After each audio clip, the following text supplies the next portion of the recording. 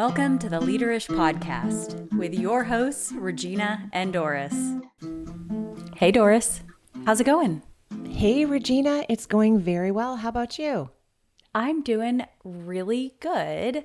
It's been a great few weeks since our last episode, and I am excited to dive into our topic today around habits. I know it's such a great topic, and I finished the book Atomic Habits by James Clear a few weeks ago, and it's been on my bookshelf and on my reading list for probably 6 months. And I know it is a top contender for books you must read, nonfiction books you must read. And I finally got around to reading it. And I know you've been studying habits with someone else. So I think we have a lot to talk about today. I think we have a lot to talk about today, too. I've had a lot of thought around habits and my own habits and things that I do subconsciously without thinking about it, but then also things that I do consciously, and then things that I don't want to do that I actually do and why I do those things. So I've been having lots of internal turmoil around this and also doing some research of my own. So I'm excited to dig in to what you've learned about the book, and hopefully it'll help me on my journey a little bit. Yeah, absolutely. Well, the first thing that I wanted to talk about is, and this is from the book from James Clear, is he talks about tiny gains in like compounding, kind of like compounding interest when you are trying to invest money and trying to increase your wealth. And if you deposit something at a young age, or you regularly deposit, again, to develop a habit of depositing money in your savings account, by the time you're 65 years old, that compound interest will have taken effect. And the more you're able to put away starting at a younger age, well, habits are the same way. It's kind of that compounding interest. And the more that you're able to develop those habits, the better those habits will stick. And I know you mentioned bad habits. That reverse is also true. If there are bad habits that we want to get rid of, it almost takes another habit to try to get rid of those bad habits. If you want to quit smoking, for example, that you have to develop habits around what to do instead of smoking. And sometimes those habits take a while to build until you can get to that point where you're not doing that bad habit that you have done for many, many years. I have been researching Dr. Wendy Wood's work, and one of the things that really resonated with me that she says is that habits are neither good nor bad.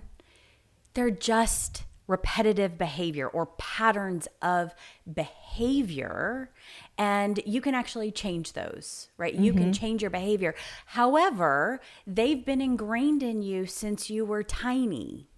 You started patterns of behavior or habits when you were very little. And the reason that you kept doing those is because there was some sort of tiny reward. It's the tiny things. Yeah. It's the small little things that you do that give you a tiny reward. You brought up smoking. I was a smoker for years. I don't know if I ever told you that. No, you didn't. Yeah. I was a smoker. And the thing with smoking is that you get a little bit of nicotine, and that is your tiny reward. Your brain likes that, right? You get this tiny reward, but you also create that habit. Like every time you get in the car, you light up a cigarette. That was my thing. Every time I got in the car, I lit up a cigarette. I didn't smoke at home.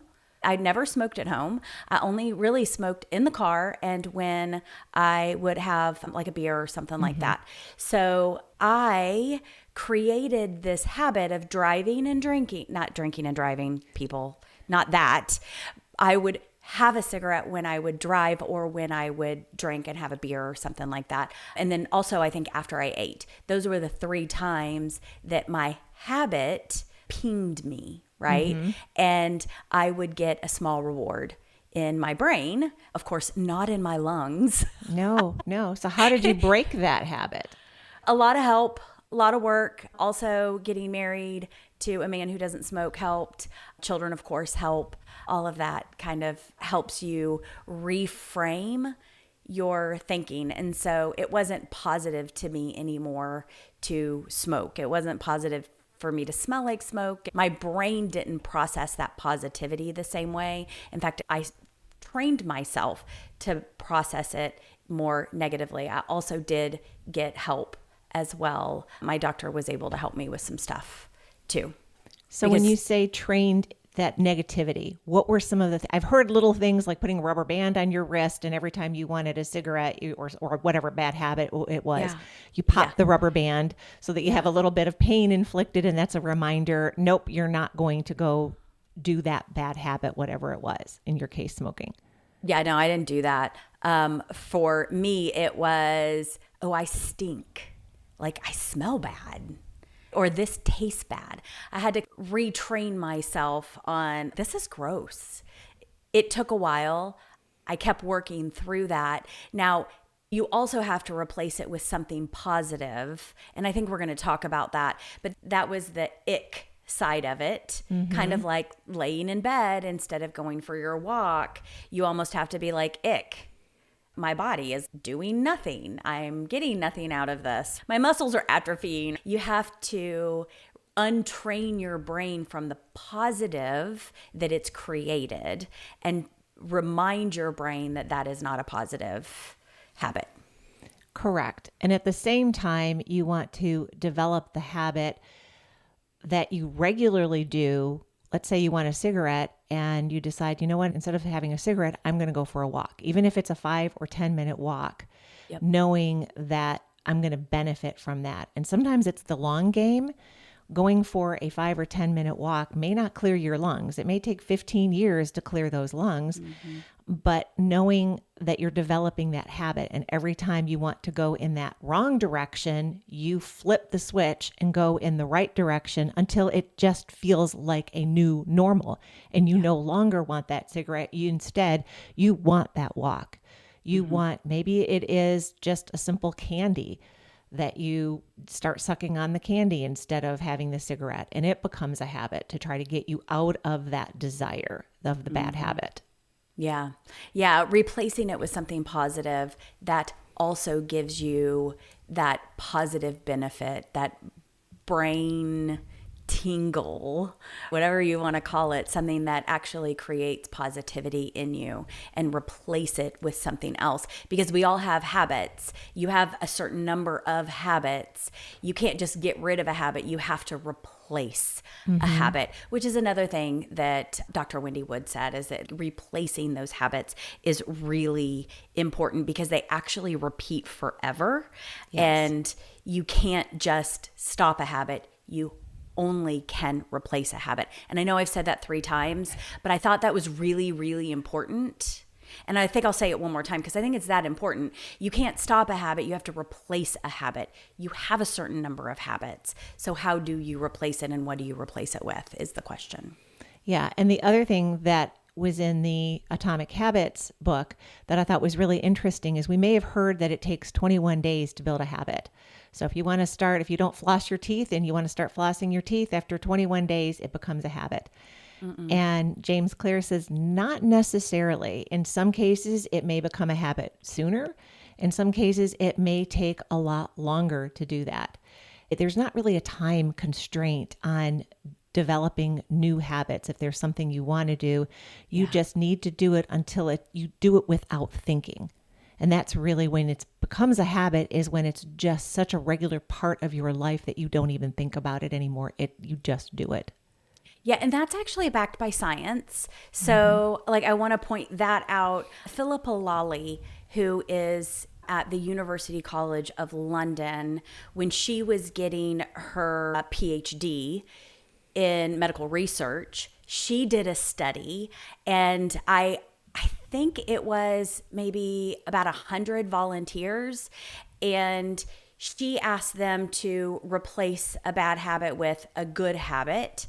And every single day they would measure how easy it was to do that. Like, how much did they have to think about it? Now, what's interesting is, of these about 100 people, their experiences varied greatly until it became subconscious. Some people it was 18 days. Some people it was 254 days. And that makes until sense. it became a subconscious habit. Absolutely. The other thing, this is one of my favorite parts of the book that James Clear talks about, is it becomes an identity. It becomes who you are. And he talks about let's say we are now podcasters. Before we became podcasters, we may have said, I want to be a podcaster. Instead, reframe that mindset to, no, I am a podcaster. Heck yeah, you are. Heck yeah, I am. Yeah, So you are. I know. But the same thing can apply to getting rid of bad habits. I am a non-smoker.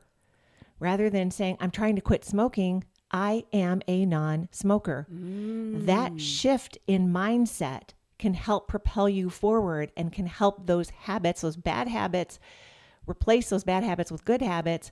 But it can also help you take those good habits and make them even stronger and make them a part of your life. Yeah. I love that. I love that switch between I want to quit smoking and I'm a non-smoker. It is like, as of this moment right now, I am a non-smoker. Not I'm going to quit smoking, because that's in the future. Yes. Oh, wow. So you make it part of your identity and you make it part of the present, not the future. Absolutely. I am an exerciser. I am healthy. I am whatever change you want to make. And it's your identity, and you feel it. You physically feel in your body that you are that person that you want to be. So if you want to run a marathon, not I'm training to be a marathon runner. I am a marathon runner. I am a runner. I run marathons. I run marathons. Yes. Yeah. Yes. Wow. Absolutely. There was a time in my life that I could say I run 5Ks. I don't do that anymore. But there was a time, and that's really back to focusing on that positive mental shift. Keep it present, make it positive. I like that. Absolutely. And I'll give you another example of something you helped me with. When I first said, I'm going to start writing blogs, and this was back in early 2024. And I thought, I think I'm going to write them about once a month. And I wrote one or two, and then I got lazy and I didn't do one for 2 or 3 months. And then I did another one. And when you and I got on a phone call back last fall, and we talked about LinkedIn newsletters, and you created a LinkedIn newsletter, invited your connections to subscribe. And I'll never forget, you said, I went for a walk for 30 minutes at lunch, and I came back and I had 30 subscribers. And the next day I had 100 subscribers, and then I had 200 subscribers.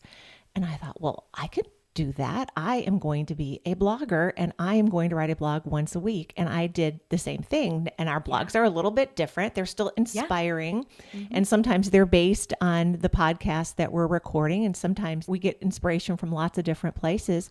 But you and I have been incredibly disciplined, and we have both written weekly newsletters since we were equally inspired by the subscriptions that we can get from LinkedIn. Yeah. And I have built my subscriber list to well over 600. Yeah. And I know that I'm disciplined, and I am a blogger. I'm no longer thinking about, or in the South, we say fixing to think about writing a blog once a month. I am now a blogger and an author of a newsletter that gets published every single week. Yeah. You know, if we talk about that habit, there was positive stimuli that was created from doing that. So the first thing was, oh my gosh, I went for a walk and now I have 30 something subscribers. Like, how did that just happen? LinkedIn did all of that for me. It was very cool. And then seeing that go up now, and I've actually switched to an email platform. I still also post that on LinkedIn because I have so many subscribers on LinkedIn, but I have people who sign up for my email newsletter now that it delivers directly to their inbox. And at first, the positive stimuli for me was seeing the number of subscribers. Then what happened is people respond to my article. Yes. So I didn't get a lot of comments or anything like that on LinkedIn. I could see that people were looking at it, but I didn't get much feedback. When I switched over to my newsletter, then people started emailing me back. Wow, thanks. I feel like you wrote this just for me. Or have you been listening in on my conversations? This is what I'm going through right now. Or my organization is having the same challenge right now. Can we talk about this? It's been absolutely amazing to get little responses, some from people I don't know. In fact, I have to tell you this. I had one article that I sent out. I had a guy on my newsletter. I didn't really know him. I didn't know him at all. In fact, he responded to one of my emails. It was an email about job hunting and your resume and getting that updated. And he was not happy. He was not happy. He's like, okay, you make it sound easy. It is not easy when you are of this age and we have this experience and you're looking for this kind of role. It is really not easy. And I could tell that he was just really unhappy. And I sent him a response back and just said, do you want to chat about it? And he was like, okay. And so I kid you not, I just cold called this guy. He had his phone number in the email. I cold called this guy. Hey, this is Regina Towdy. And he's like, oh my gosh, you actually called me. And I was like, yeah, it just really felt to me like you needed to talk. And we had an hour-long conversation. This guy is absolutely amazing. I was so happy that I picked up the phone, but it was even receiving a pretty negative response to the email. I was able to turn that into a very positive stimulus for me because now I've made a new connection with a new friend and we text regularly. The craziest things happen when you start a habit and you continue to foster that positivity around that habit. Absolutely. It resonated. So even though and I don't think it was negative. It wasn't like this was a terrible newsletter. He just shared his frustration. But the newsletter resonated with him. And that showed up as a positive, even though it was that frustration, it still showed up as positive in your brain because it resonated with him. And you were able to then make a difference and take it to the next step. But the habit you developed of writing that newsletter received some positive reinforcement because it resonated with him. Yep. Yeah. And that's what keeps me going. Now, I wonder if people stop sending me a quick little note. Thanks for this. Loved this. Needed this today. I wonder if I stop receiving those, if I will eventually stop doing the newsletter. I mean, it's possible, but I do enjoy it. And thank you for bringing that up because that was a new habit that I had to form, that I would send that every 2 weeks, sometimes every week, but for sure every 2 weeks. And the podcast is also another habit. It was a habit that I had dropped because I had lost my co-host. And then when I found you, we picked up the habit again and we maintain our cadence, we maintain our conversations, and we have a great time doing it. Absolutely. And we get that positive reinforcement by having listeners listen in and those comments too. When we are at various networking events and I was at Toastmasters on Saturday and one of my fellow Toastmasters, oh, you got to listen to Doris's podcast. It's wonderful. And don't you love it? I do love that. Can you believe it that people are like that? I mean, I find it hilarious. I love to promote other people's stuff, but I always find it amazing when someone promotes our podcast or the newsletter or whatever that is. I just find it amazing. Oh, it just makes me feel so good. It is a powerful habit to build is one that's built with positive reinforcement or positive stimulus. Absolutely. And one of the other things I thought was really good about the book is overcoming the hard parts of building a habit, because building a habit can be challenging. It can be hard, and people sometimes they start it and they give up after a few days or a few weeks or even sometimes a few months, and they give up that habit because maybe they don't get that positive reinforcement or it really isn't truly a habit. Some of the things he talks about is motion versus action. Don't get stuck on planning. clarity comes through doing. And I know we've talked about this before. It's action. We want to move forward, and constantly moving forward helps drive the results that we want to drive. We don't necessarily need to focus on those results, but if we move forward with actions, eventually we'll get the results that we're striving for. Doris, that reminds me of how I end most of my coaching sessions. Not all, but most of my coaching sessions. I usually ask, what is the next small step you can take? The next small step, just a tiny thing. What tiny thing can you do to move forward? That really aligns with what James Clear is saying, right? Like, you've got to take the next step. You've got to do the thing, or at least take the step to do the thing. You're not going to go outside and walk if you don't put on your shoes. So the next small step is to put on your sneakers. Yes. A lot of physical fitness enthusiasts will say, do something. If you want to start yoga, just pull out the mat and sit on the mat for 5 minutes. You don't have to do any yoga. You just sit on the mat. And the next day, maybe you sit on the mat and do a few poses. And the next day, you turn it into a 10-minute routine. And pretty soon, that 5 minutes of just sitting on the mat will turn into a 30 or 40 or 50-minute yoga routine. And the same thing with, I never thought about that. Yeah, the same thing with, they call it couch to 5K. So someone that has never run in their lives, yes. Yeah. You start, it's that couch to 5K. And like you said, you just put on your shoes. That's all you need to do. You don't even need to leave the house. The first step is put on your shoes. We did leave the house. Our program it was a whole bunch of people. I had just had Oliver, and so I was trying to run with a stroller, which was not easy to do. But you're right. Our first outing together, we just walked, and I don't even think we walked 3 miles. I think it was like 1.5 miles. That was the first step. Yeah. 30 minutes of walking. Yeah. I say something similar when I talk about coaching, or even when I give my little elevator pitch. And we talk about the vision. Where do you see yourself in 3 to 5 years? And then we back it up. And I always end with, and what are you going to do on Monday to get started? And sometimes that the light bulb goes off. I don't have to think about 5 years. Yes, my vision might be 5 years from now, but I don't really need to worry about 2030. I just need to worry about, what am I going to do on Monday?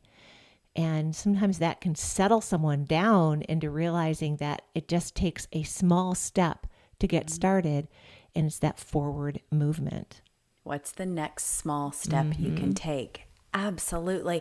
But there's also something there too with habits. It's the middle part until it becomes a subconscious habit. It's that middle part of, okay, I did it one day. Now I have to do it for, as one of the people in the study that I referred to, it took 254 days. So how do you stay motivated to continue to move forward on this new habit for that long? The first day is the one small step. How do you continue to take those small steps? Sometimes it is pairing a habit that you want to build with something that you are already doing.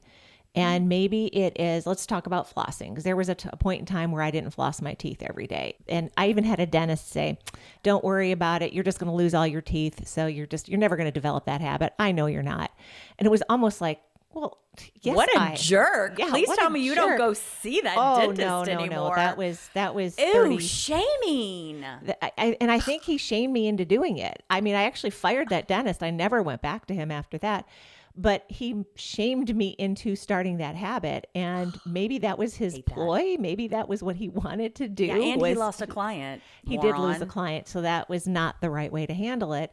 But he did shame me into starting that habit. But the point was, I already brushed my teeth twice a day. And it wasn't that hard to add flossing my teeth, either before or after I brush my teeth. I actually usually do it before. Some people do it after, but that's not the point. The point is brushing the teeth and flossing became that double habit. One doesn't happen without the other in the evening. Yeah. And after about 21 days, I think it did turn into a habit. So it was about that length of time for me. And I have been doing it now for 20, 25 years. Yeah. And I know it's one of those I never miss a day. Never. Yeah. I floss like 12 times a day. We won't even go into that. Flossing is like a little overboard for me. But the same thing, I like these whole dental care habits because I think I'm trying to build dental care habits with my children. And I started water picking my teeth. I had some dental issues. Actually, I had to have 2 teeth extracted and have 2 completely fake teeth in the back of my mouth, and I'm not losing any more teeth. This is not okay for me. And one of the things that they recommended was water flossing, also to get the stuff out from underneath the fake tooth because it doesn't go all the way down. Anyway, so now I water floss every single night. Now, sometimes I forget. Sometimes I miss, sometimes I'm just lazy and I'm like, nope, I'm just going to brush and go to bed. I never forget to brush, but it is such a subconscious habit that even if I forget a day, I come back to it. Like it's not, it's just something that I do almost subconsciously, part of my nighttime routine of washing my face, putting my lotion on, water picking, and brushing. It all kind of goes together every night. It is now a subconscious habit. I hardly even think about it. And actually, the positive that I get from it is I sleep better, I feel better, I don't have makeup on my face. If I leave makeup on my face, my eyes itch all night and I'm miserable. So I get better sleep, I feel better, I'm ready to go to bed. It's my cue to go to sleep. All of these things are positive, just like the flossing is part of your routine and positive for you. Yeah, since you said sometimes you forget, and another really good key point to building habits is you can miss once, don't miss twice. Yeah. I usually don't miss 2 days in a row more than twice. If you miss 2 days in a row, you've started developing a new habit of not doing it. And that goes in that negative direction. So you're trying to build a habit of a healthy habit, whether it's exercise or dental hygiene, or if you're trying to build a business and you want to podcast daily, if that's the habit you want to develop and you miss 2 days, you've now developed a new habit of not doing it. And yes, you want to give yourself grace if you miss, but you want to get right back on that horse and start riding again and moving forward. Because it's not a disaster if you miss doing it once, right? An occasional lapse does not derail your progress. It's not a disaster. Just get back going again. Yeah, exactly. Don't stop. Don't let it continue by not doing the positive thing. Get back on, keep moving forward. I love that. And that's really reassuring too, because we are human. And we're going to lapse, we're going to make mistakes, we're going to forget, or we're going to decide, nope, tonight I'm just going to skip that. Just don't do it 2 days in a row or for multiple days or for multiple instances. Sometimes a habit might be something that you do 4 or 5 times a day or 20 times a day if it's water. And so, maybe your goal is to drink this many ounces every hour. Maybe in hour 4 of your day, you forget to drink that many ounces or you only get half. It's okay. Just make sure that you're continuing to drink your certain number of ounces in the next hour. Absolutely. Yeah. I had another revelation not too long ago that I realized has a lot to do with building good habits. I developed a clarity workshop that I'm going to give at a networking event in a few months. I'm putting it together. In fact, I practiced it at Toastmasters on Saturday to rave reviews. I had to take 45 minutes down to 10 minutes. But the point that I was making in that is I realized a few weeks ago, I was listening to another podcast, and the revelation was that everything that I ever truly desired in my life, I achieved. And I achieved it in a lot of ways through habit, through building habits. So if it was let's say the degree that I earned from the University of Michigan, that became a habit to make sure that I could get the credit hours that I needed and the study time that I needed in order to earn that degree. Or the professional designations that I've earned that I said, okay, I want the CPCU. That's an insurance designation. I want the CPCU designation. What do I need to do to get that designation. Okay, I take at the time 10 exams, this many study hours, and I was very disciplined at studying however many hours it needed that I needed to study to earn that designation. Yep. And I realized that all of that was really habit developing the habits and the discipline to move forward in the direction that I needed to go in order to attain the achievement that I was going after. And a lot of that also had to do with the feeling like I already earned it, that I already achieved it. So a lot of it is that emotional mindset that you have inside your head and feeling like, I want that so badly that I'm going to move forward. And I know it might take, in terms of a degree, it could take years to get that degree or that designation or that promotion or that achievement. But I'm going to take the next 1, 2, 5 years knowing that that is going to be the end result. But those small steps forward, developing the habits today so that I achieve the results that I want tomorrow. There's a few things that I think that I heard in there that I want to call out, maybe for myself, I don't know, maybe for you listening, but the example that you gave, you automatically did it. It was conscious to begin with, and then it became almost unconscious to continue through it. It wasn't a choice. It wasn't an option. You continue to work through that degree and that designation. Mm-hmm. And at most steps, not everyone, because you probably maybe had a couple bad grades in there, but at most steps, you were reinforced by positive rewards. Even if they were tiny, you were reinforced in some way mentally with positive rewards. You got 3 more credits. Oh, you got another designation. Oh, you finished this class. Whatever that was, you continued to move forward because of those small rewards. That's also how bad habits are formed, right? Mm-hmm. Like if you were to sit on the couch and eat chips every night while you watch TV, you are getting a small reward from the crunchy and salty, and it becomes a habit to eat those chips or that popcorn or whatever every night while you watch TV. It's a subconscious habit with a positive reward. How do you change that into either not eating and creating a small positive reward for yourself, or eating something healthy like carrots and still feeling that small positive reward? You've got to be reinforced, and you have to figure out how your brain wants to reinforce. Yours was moving closer to a goal. That was your reward. You kept moving closer to that goal, which kept reinforcing the work that you were doing and giving you those small positive rewards. I think that's very interesting how our brains work. Yeah, and you said something interesting about the bad habits.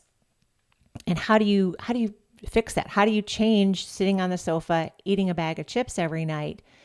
Well, it goes back to that identity. Who is the person that you want to be? If you are perfectly fine and being addicted to chips and television is who you think you are and who you want to be, you're not going to change. You're never going to break that bad habit if that's who you think you are. But if you switch that habit and say, I am healthy, I am a healthy athlete, it's going to be an easier switch because you see who you want to be. Let's say that comes with weight loss that you want, and that 5K that you want to run, or whatever it is in that healthy direction that you want to do. You still have to be disciplined not to eat the chips and not to sit in front of the TV, but it's more about who do you see yourself as. If you see yourself as a healthy individual, it's going to be a lot easier to switch the chips to the carrots. It'll be a lot easier to do that if you see yourself as a healthy human being. And sometimes what you also need to do is take a period of time, see if you can do it. So I'll just give you an example of something that I know a lot of people do: cleanses. And I've done on a couple of occasions, I've done an Arbonne cleanse. And the Arbonne cleanse comes with, you take all that good stuff that you think you need to survive, whether it's the sugars or the fats or the alcohol or the coffee. You take all of that stuff out of your diet for 28 days. And it's a 28-day program and instead you replace all that bad stuff with good, healthy stuff. And sometimes it's a matter of, let's see if I can do it. Can I be disciplined enough to develop this habit just for 4 weeks? And let's see what happens in my body as a result of this 4-week discipline. And sometimes you can just almost trick your body to say, well, let's just give it a try. Let me give this new habit a try. Yeah. And let's see how I feel or how I look or how my brain is after that 4-week time period. And if it's something that I like, if I like how I look, how I feel, or maybe someone has made a comment, oh, you've lost weight. Oh, I can see the toning of your muscles. That is now a new positive reinforcement that says, oh, maybe those chips aren't so good. Maybe the carrots actually taste better than the chips taste because of the reward that I'm getting either from what I see in the mirror, on the scale, from my friends, that positive feedback that I'm getting from that discipline that I took for a short period of time, which then turns into a positive habit because of the positive reinforcement, because of the short time that I took just to see if I could do it. Because I eat carrots at night. I am a carrot eater. I love it. What a great way to wrap up this episode today on such a great positive tone where we are reinforcing our own positive behaviors, we're changing our own behaviors, and we're setting new habits. I just love it. Well, that is about all the time that we have today, but we would love to talk to you. So you can find all of our links in the show notes. Actually, Doris, I think you can go, if you want to subscribe to either of our newsletters, you can go to our websites and you can subscribe to the newsletter, or you can subscribe to the newsletters. You know what? Let's do something different. Why don't we add our newsletter subscriptions into the show notes? Because we would love to have our listeners go directly there. Yes, they're on our websites, but maybe we'll make it even easier and have a link directly to the newsletter. Okay, let's do it. Yeah. I mean, let's create a new habit today. A new habit and challenging our listeners to create a new habit of subscribing to our newsletter. Yeah, and then reading the newsletter every giving week us or every feedback other week when it comes in, and sending us little notes of support, because that's our small little wins to keep us going. Anyway, great idea, Doris. We're going to do that. Also, take a few minutes to review our podcast. If you're listening on audio, give us a 5-star review. If you're watching us or listening on YouTube, give us that thumbs up. If you haven't subscribed, make sure you subscribe either via wherever you get your podcasts or YouTube. This whole YouTube thing's pretty new to us, but I think we have 10 or 11 episodes now on video. All of our audio episodes are on YouTube now, but we have 10 video episodes. Doris and I are really, really proud of this, you guys, because I drug my feet for 4 years doing this podcast. And even for a year of doing the podcast, I'm like, we'll do it one day. We'll do it one day. So huge deal for us that we have that many episodes on video. So give us a like, give us a subscribe, leave a comment. We'll comment back. We usually do, usually in a day or so. Anyway, and if you're interested in being a guest, reach out to leaderishpodcast@gmail.com. We'd love to chat with you and talk about what you want to talk about. So that is about it for today. Doris, great conversation, and cheers. Cheers.